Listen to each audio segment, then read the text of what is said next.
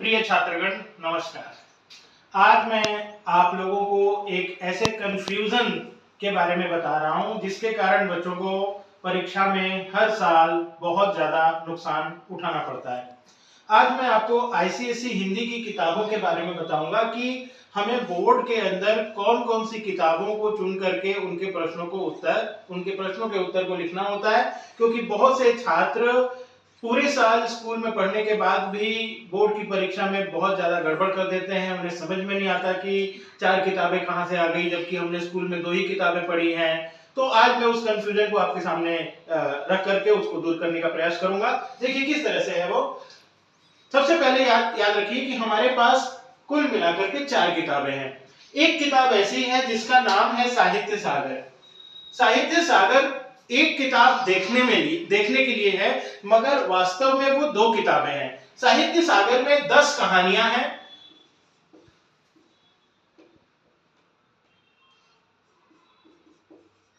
साहित्य सागर में 10 कहानियां हैं और 10 कविताएं हैं।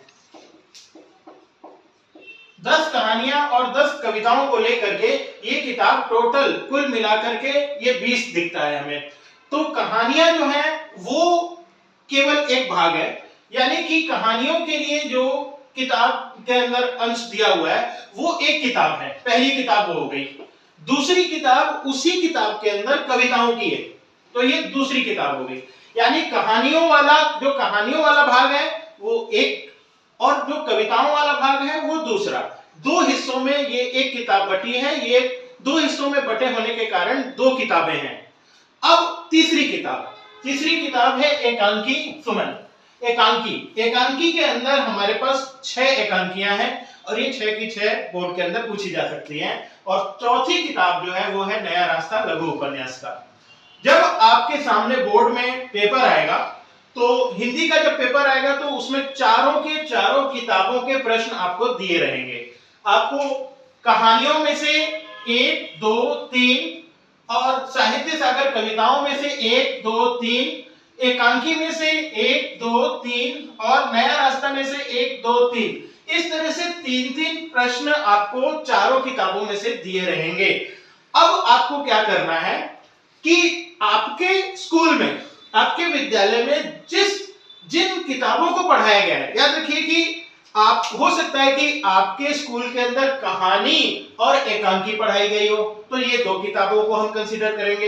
हो सकता है कि आपके स्कूल में केवल साहित्य सागर पढ़ाया गया हो, उसमें कहानियां और कविताएं पढ़ाई गई हैं, तो ये 2 किताबें हो गई। अब जब आप इसके प्रश्न लिखेंगे तो आपको इनकी तरफ नहीं देखना है, और जब आप कहानी और एकांकी को लिखेंगे तो आपको इनकी तरफ से नहीं देखना है। आप अगर कविता और नया रास्ता चुनते हैं तो आपको ये ऊपर की 2 किताबों को नहीं देखना है। आपके स्कूल में आप ठीक से याद करें और ठीक से जान लें स्कूल में कि वो कौन सी 2 किताबें आपको स्कूल में पढ़ाई जा रही हैं। क्या आपको एकांकी और कहानी पढ़ाई जा रही है, या कहानी और कविताएं दोनों पढ़ाई जा रही हैं, या आपको नया रास्ता पढ़ाया जा रहा है। तो कोई भी 2 किताबें जो आपको स्कूल में पढ़ाई जा रही है, उन्हीं में से आपको कोई भी 4 प्रश्न करने हैं। कोई भी 4 प्रश्न, जैसे कि मान लीजिए उदाहरण के तौर पे कि हम कहानियां और एकांकी को अगर लेते हैं तो 3 इधर प्रश्न आएंगे, 3 इधर प्रश्न आएंगे, कुल मिला के 6 प्रश्न हुए। 6 में से आपको कोई भी 4 करने हैं। जैसे 3 यहां से कर लिया, 1 वहां से कर लिया, या 3 वहां से करके 1 यहां से कर लिया, या 2 इधर से कर लिया, 2 इधर से कर लिया। कैसे भी 4 करने हैं। और अगर आपके स्कूल के अंदर कहानियां और कविताएं पढ़ाई गई है तो यहां से भी आप कोई भी दो प्रश्न यहां से, 2 प्रश्न यहां से, या 3 प्रश्न यहां से, 1 प्रश्न यहां से, या 3 प्रश्न यहां से, 1 प्रश्न यहां से, कैसे भी 4 कर सकते हैं। और अगर नया रास्ता पढ़ाया गया है तो वहां से आप कोई भी प्रश्न कर सकते हैं। तो आपको ध्यान रखना है कि कोई भी ऐसी 2 किताबें जो आपके स्कूल में पढ़ाई जा रही है, याद रखिए जो आपके स्कूल में पढ़ाई जा रही है, इस तरह की कोई भी 2 किताबों के ही उत्तर बोर्ड की परीक्षा में लिखने हैं। बाकी अतिरिक्त उत्तर आप नहीं लिखेंगे। अतिरिक्त उत्तर लिखने पर आपका समय बर्बाद होगा और उसका कोई अंक आपको प्राप्त नहीं होगा।